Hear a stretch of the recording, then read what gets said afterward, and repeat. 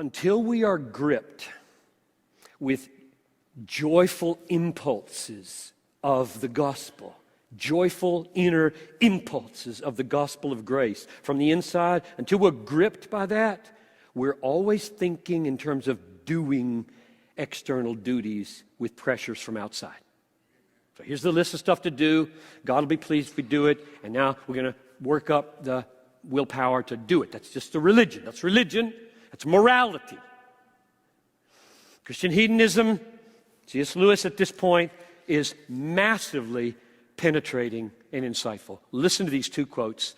One of them I had never seen before. Somebody mailed it to me. I should give them credit. David may be able to remember who sent it to me. I think it might be Tony Reineke. Okay. Thank you, Tony, wherever you are, for sending me this oh hell quote. This is not it. I'll tell you when I get there.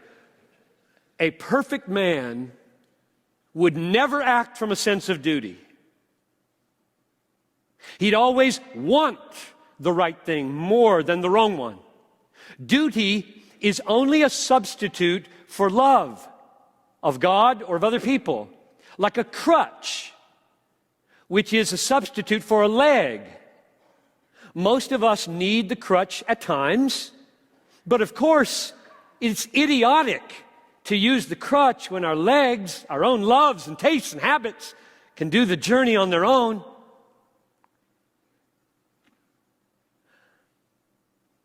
A perfect man would never act from duty. Wow. Now, the pursuit of holiness, therefore, is transformed. My teaching on sanctification. Some of you brothers, I was talking with one of you about this, come from traditions in which this, what I'm saying right now, is just totally, utterly unknown. Everything is lists. Conformity to external pressures in the church. Dress a certain way, talk a certain way, do stuff. And he's saying, no good man acts that way. You say, well, wait a minute, we built a whole church around that. Now, here's the really profound thing. This next quote, this is the one from the Oxford History of English Literature. And it's about the Reformation, it's about Puritans, and it's about William Tyndale in particular. What was William Tyndale about? What were the Protestant reformers about? Listen to this. This is good. In reality, Tyndale is trying to express an obstinate fact which meets us long before we venture into the realm of theology. The fact that morality or duty, what he calls the law, never yet made a man happy in himself or dear to others. It is shocking, but it is undeniable. We do not wish either to be or to live among people who are clean or honest or kind as a matter of duty.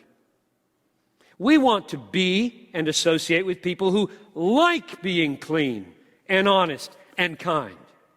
The mere suspicion that what seemed an act of spontaneous friendliness or generosity was really done as a duty subtly poisons it.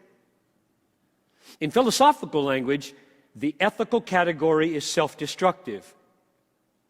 Morality is healthy only when it is trying to abolish itself. Christ is the end of the law. I added that. Back to Lewis. In theological language, no man can be saved by works. The whole purpose of the gospel for Tyndale is to deliver us from morality. Thus, paradoxically, the Puritan of modern imagination, the cold, gloomy heart, doing as duty what happier and richer souls do without thinking of it, is precisely the enemy which historical Protestantism arose and smote. That's powerful. That's powerful. And I just want to keep smiting.